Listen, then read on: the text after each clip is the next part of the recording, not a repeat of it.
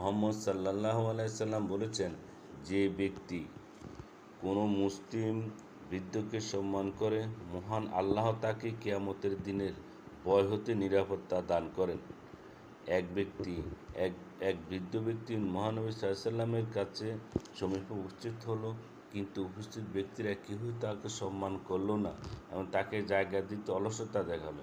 উপস্থিতদের এহেন আচরণে অসন্তুষ্ট হয়ে মহানবী সাল্লাল্লাহু আলাইহি সাল্লাম বললেন, যারা আমাদের ছোটদের স্নেহ করে না এবং বৃদ্ধদের প্রতি সম্মান দেখায় না, তারা আমাদের হতে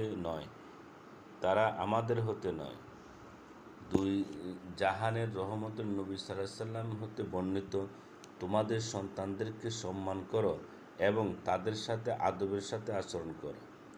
আল্লাহর নবী সাল্লাল্লাহু আলাইহি সাল্লাম বলেছেন, তিনটি এমন জিনিস আছে যাতে কোনো প্রকার ছাড় দেওয়া হয়নি। প্রথম, প্রতিশ্রুতি রক্ষা করো, চাই অপরপক্ষ মুসলমান হোক বা কাফের।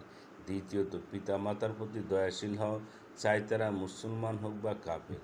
তৃতীয়ত, আমানত রক্ষা করো, চাই অপরপক্ষ মুসলমান হোক বা কাফের। হযরত মুহাম্মদ সাল্লাল্লাহু আলাইহি সাল্লাম বলেছেন, যে ব্যক্তি কথায় অধিক সত্যবাদী, আমানত রক্ষায় অধিক সতর্ক, প্রতিশ্রুতি রক্ষায় অধিক ওয়াফাদার, যার চরিত্র অধিক উত্তম এবং তোমাদের মধ্য হতে জনগণের সাথে যার সম্পর্ক অতি নিকটে, সে কিয়ামতের দিন তোমাদের মধ্য হতে আমার সবচেয়ে নিকটবর্তী ব্যক্তি।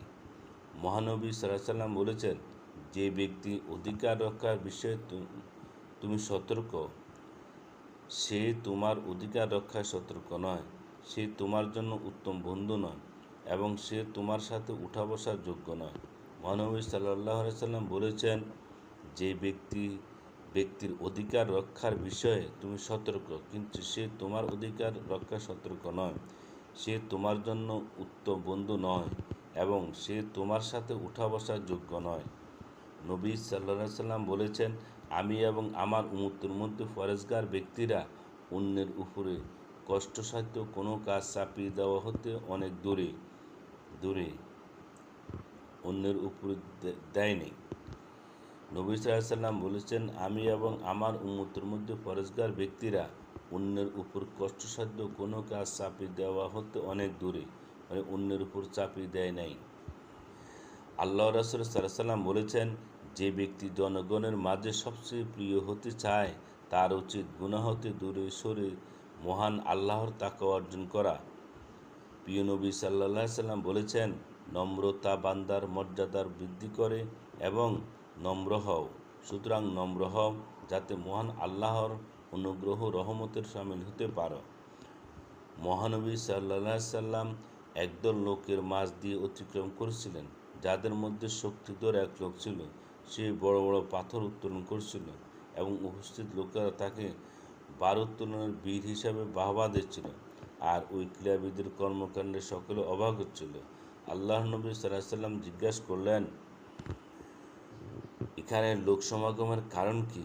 জনগণ বারুত্তোলন ওই ব্যক্তির কর্মকাণ্ডের কথা সম্পর্কে মহানবী সাল্লাল্লাহু আলাইহি সাল্লামকে অবগত করলেন। রাসূল আকরাম সাল্লাল্লাহু আলাইহি সাল্লাম বললেন, তোমাদেরকে কি বলবো না যে এই ব্যক্তি চেয়ে শক্তিশালী কে?